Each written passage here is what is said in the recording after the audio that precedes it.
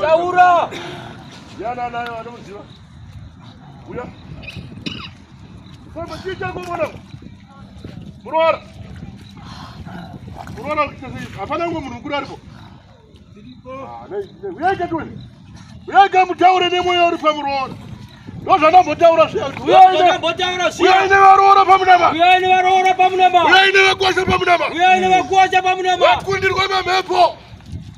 Kogarora wakutokundirwa. Kogarora wakutokundirwa. Kogarora wakutokundirwa. Kogarora wakutokundirwa. Diwani. Kudai. Akangwani saita sei. Acha sharafu zayo. Acha sharafu zayo. Kudai bamurora. Kudai bamurora. Akangwani saita sei. Murumake kanari mujera ndi wakamsungisa. Ainde mushawake kupi. Ainde mshawake kupi. Oregera kufamba. Iye murumake akasungwa. Kaende kubiyaka. Kumshawake kupi. Kaende kubiyaka kama njengwa. Kama njengwa. Ndokwadi iye ine murumu wake umusha. Akangwari saita sei. Uya ipamu na mato waru.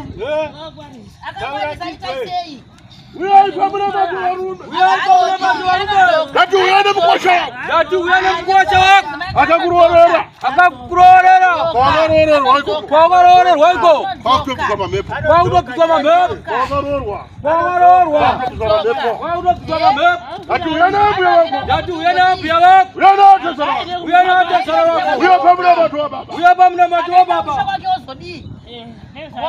Banaka. Wampa mkazi. Agare kujera chigara chi. Kwangwari sakaona mkazi akangwari. Ko, waida utawana akaite sei. Ukanzibe mwana wake. Ne basa rei.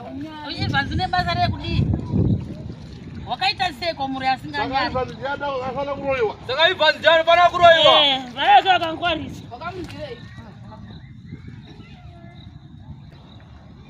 Tine kuno no batira. Iso doktor. Ati kuna no uraya. Koi ni mune tabasare. Ha?